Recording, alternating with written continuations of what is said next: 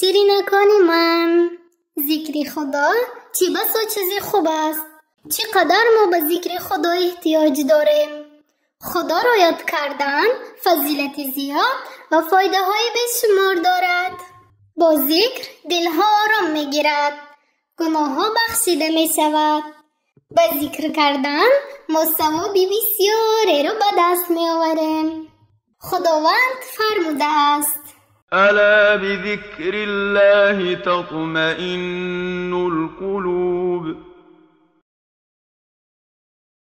والذاكرين الله كثيرا والذاكرات أعد الله لهم مغفرة وأجرا عظيما. شیرینکان من، ذکرهای گوناگون هستند که ما باید آن را در وقتش بجا آوریم. از جمله هنگام خواب باید بگوییم: بسمک ربی وضعت جنبی و بک ارفع، إن أمسكت نفسي فارحمها وإن أرسلتها فاحفظها بما تحفظ به عبادك الصالحين. هنگامی از خواب بیدار شدن باید بگوییم: الحمد لله الذي أحيانا بعدما أماتنا وإليه النشور.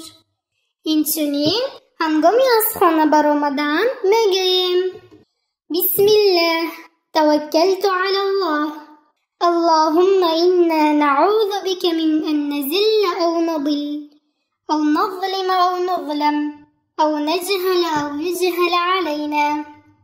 هنگامی داخل شدن به خانه میگوییم: بسم الله ولجنا و بسم الله خرجنا و علی الله ربنا توکلنا. هنگامی داخل شدن به حاجت خانه میگوییم: اللهم إني أعوذ بك من الخبث والخبائث. هنگامی خارج شدن از حاجت خانه میگوییم: غفرانک. هنگامی داخل شدن به مسجد میگوییم: اللهم افتح لي ابواب رحمتك. هنگامی برآمدن از مسجد میگوییم: اللهم إني أسألك من فضلك. هنگامی سوار شدن به نقلیات میگوییم: بسم الله الحمد لله سبحان الذي سخر لنا هذا وما كنا له مقرنين وإنا إلى ربنا لمنقلبون. اینچنین ذکر پس از آن چنین است: اللهم رب هذه الدعوة التامة والصلاة القائمة آت محمدا الوسيلة والفضيلة وبعثه مقاما محمودا الذي وعدته. علاوه بر اینها با ذکرهای صبح و شام نیز هست.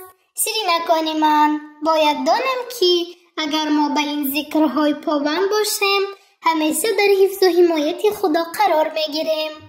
با کمک تعالی ما را هیچ چیز ضرر رسانده نمیتواند. اللهم اعنا على ذكرك وشكرك وحسن عبادتك. والسلام عليكم ورحمة الله.